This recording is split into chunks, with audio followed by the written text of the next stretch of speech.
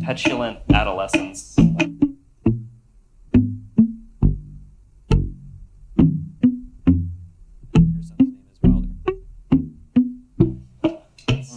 Yeah. Oh, and then, okay, so as part of the variety show and tell, when we're not working with 3-week-old stale content, which is really hard to work with. It really is, especially when I wasn't expecting, you haven't looked at it in a week. Yeah. Okay, shut up. If we, no, we should have, you know what we should have done? We should have retired the content. And we should have just moved on. That was my bad. Okay. That was my bad. It's okay, because there's some... Is it okay? It is.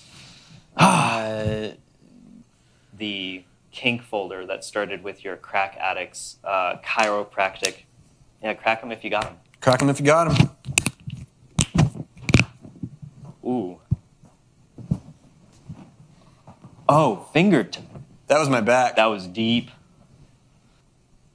All right, we're all cracked out. So as part of the variety show and tell, bringing in content that we've been interacting with for a moment and, thanking it, I guess. Yeah. In this case, it's the YouTube channel ContraPoints, which is so good. It is so good. It was so good that I cut together a 3-minute rapid fire, best parts about it. And I wanted to share that with people who are looking for content that's worth watching. Yes.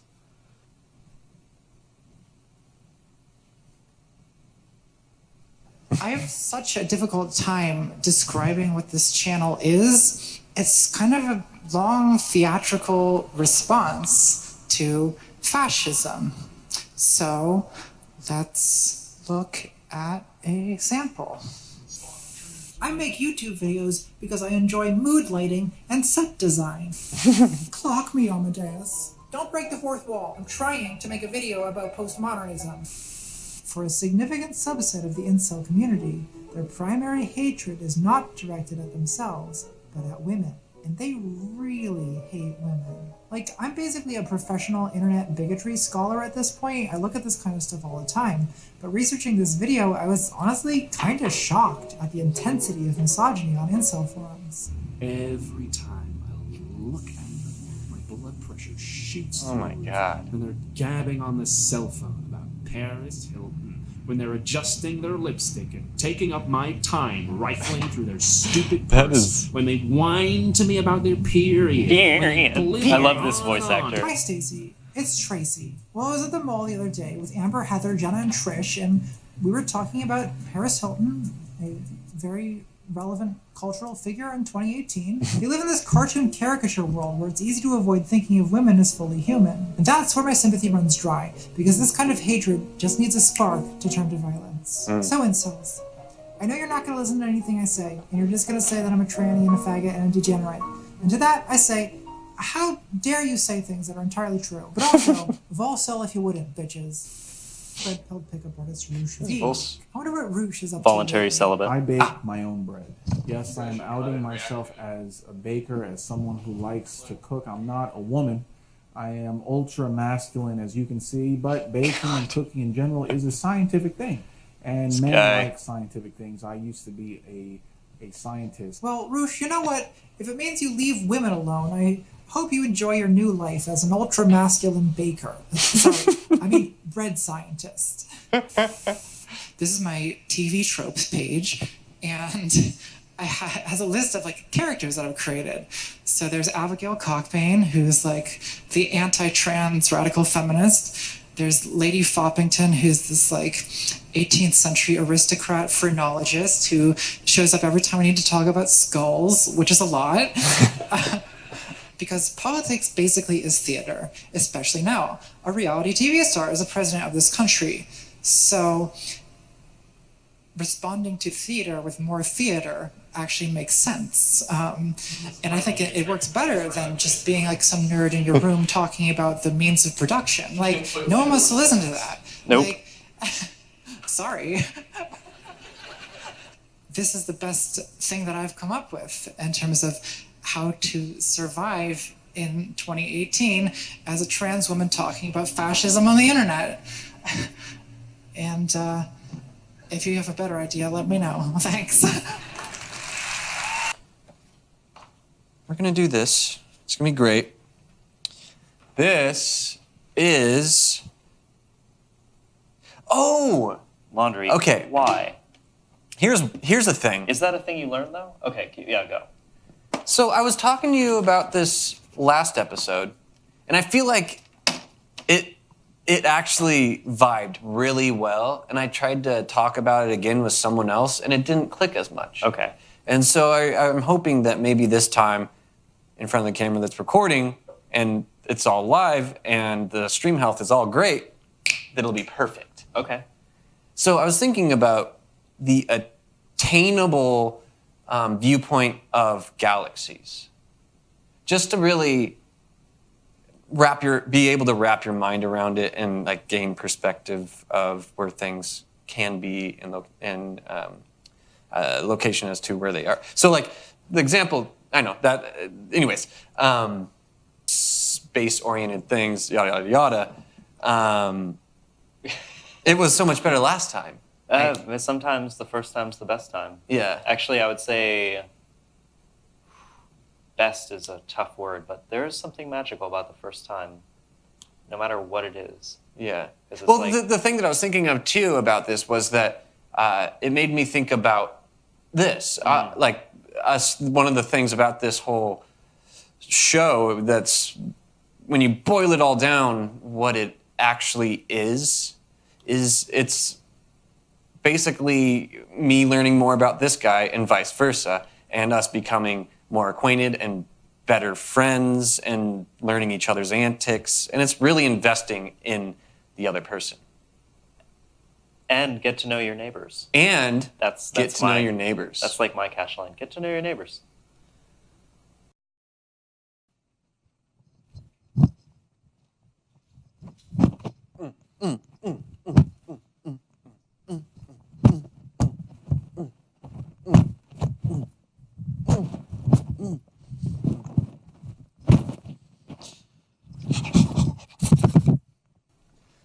Just a little sweaty.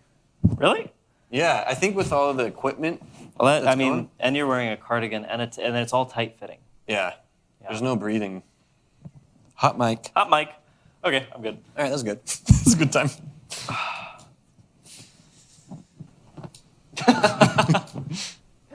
If you're watching live, God bless you, because that joke's not going to make it in the edit. Yep, because you would have to have my perspective, my point of view. Okay, fascist.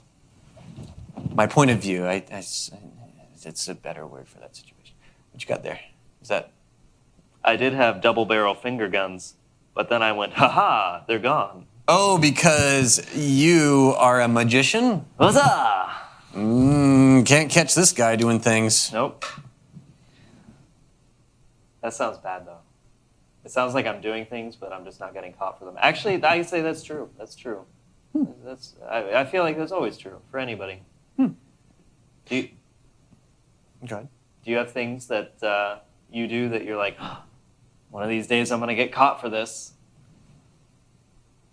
That's a real question right there.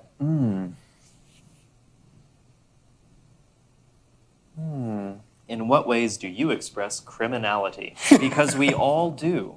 That just made snot fly out of my nose. I gotta... Crustacean station over here.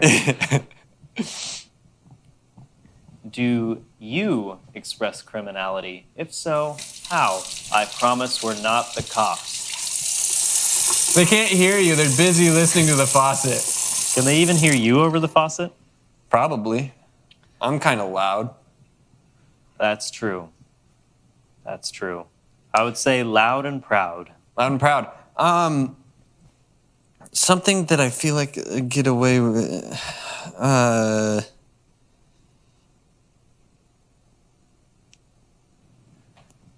In front of the screen, though. Yeah. So that we could match your face to your words. Yeah, exactly. I mean, it'd have to be... Oh, wait. How about instead of identifying your own criminal behavior, project whatever criminal behavior you think I sneakily try and get away with.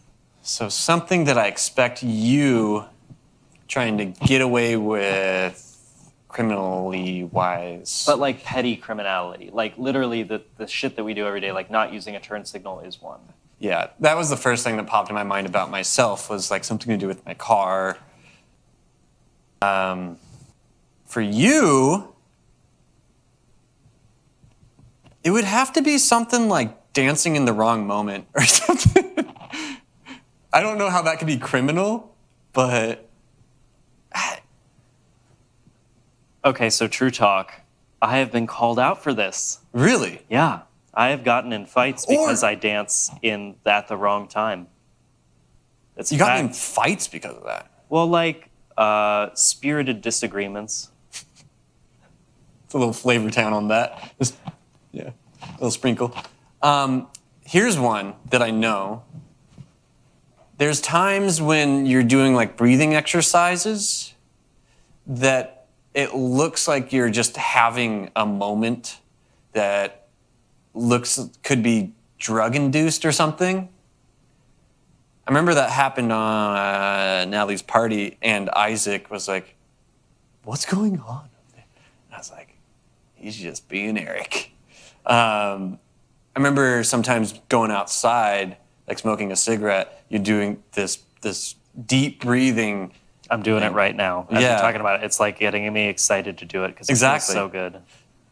Oliver, what sort of petty criminality do I think you engage with? Specifically, you as a driver. I feel like you would overestimate. I trust your ability to handle a car well, but I do not trust your eyesight. I feel like you would have big blind spots, and that's what would get you. Not your handling, but the situational awareness. How many car accidents do you think I've gotten into that were my fault, I guess to say? 0. Oh, your fault. Yeah. Okay, but how many collisions have you been in? I think one that I remember. You think one? Well, that I remember. One that I remember. See, this makes me not trust your self-reporting of having 0 if you've Right. only had one you think. Oh, No. So there was another one so my car was parked on the side of the road and someone ran into that. The other one that was the original, I think, one was at Northgate Mall in the parking structure. Someone with a foot cast was driving and their foot got stuck on the accelerator and they crashed into the back of my Saab. Oh, you had a Saab. How cute. Was it know. the Saab 900? Yeah. Yeah, beautiful car. I love that car. It was a 1995 white, had actual like 9.3 wheels. Yeah, it was a sweet car. I loved it. And then it died one day in Bothell, on Bothell Everett Highway, in the parking lot of a public storage. Somehow, I think I just kind of Slowly rolled it in. yeah. Yeah. I tend to obey the speed limit. It's pretty fast. Like, It is- I know some people are like 35. It's not fast enough, but it's like still pretty fucking fast. Depending where you are, like on like over Ballard Bridge, I think it's 30 miles per hour, maybe even less. That's old timey. And Okay. it's so old timey. Everyone goes at least 45. 1.5 times that. 45. Yeah. Look at it, 1.5 times that. It's important. Not 1.5, 1.5. Same thing. This is from a fantastic fable written by yours truly, Oliver Stelfox. Here's the original right here. And my friend Raffaella, on my 27th birthday, maybe read that, I don't know, made me this. She illustrated the whole thing, and previous weeks we have read previous pages. Correct. So now We're continuing. And this is The Lion and the Mouse, written by John Oliver Stelfox. Which page? This is the correct page. I don't know what page number it's on. Which page number is it on in there? Oh, this is page 3. Lion and the Mouse, written by John Oliver Stelfox. Yes, John is my first name that I don't go by, and it is indeed a fable. And then the mouse came by and said, "Want to be friends again?" "Yes, yes, yes," said Lion. Then Lion was so happy he did a dance. It was a funny dance. And then the mouse joined him. They danced all around.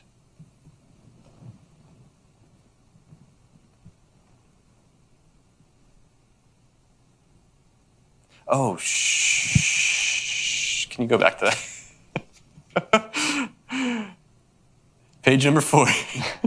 A deer saw them and laughed at them. And all the animals laughed so hard it felt like their heads fell off. Have you ever laughed that hard? That's a hard laugh indeed. And then the animals started dancing too. They laughed at each other.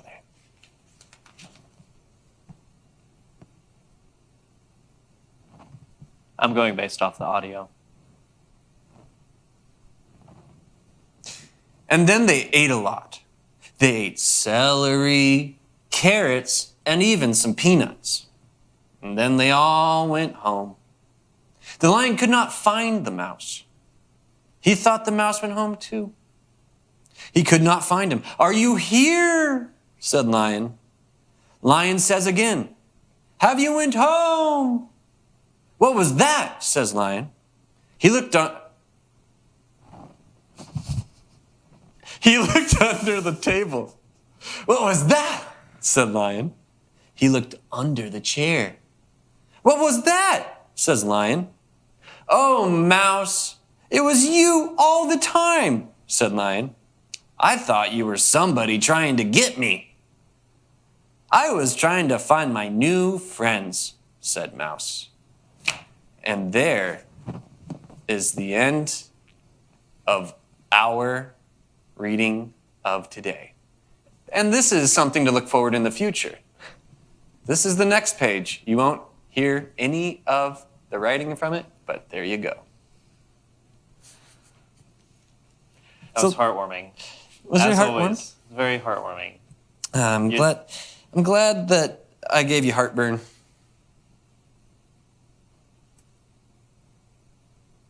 I wouldn't say I was so passionate about it that my heart was burning, but you I just also like to did call- no injury. You did no injury. I like to call heartwarming things heartburn because it's the same. I guess it's the same thing, but just a level up. Yeah, I was gonna say like heartwarming. It's like a cuddly, cozy thing. Yeah, it's like a blanket, but heartburn. Speaking of blankets, have you tried the gravity blanket? The 25-pound blanket? No, but I've put dogs in harnesses before, like chest harnesses. Oh, so the constriction fact. And they feel like they have a purpose once that's a thing, too. Just breathe. Yeah. I have not. I've also worn the leaded blankets in X-ray rooms. They have some comfort. They have some comfort. Yeah. Oh, yeah. I know what you're talking about. Is that something that you have tried? I have not. I was actually asking you to gain perspective on it because it sounds like a great thing. And I have heard good things, but I don't know if all those things I've heard that are good are from the blanket being advertised. What is real anymore? Are all those reviews fake? We'll never know until we try it, I guess. If you know if those reviews are fake, send us an email.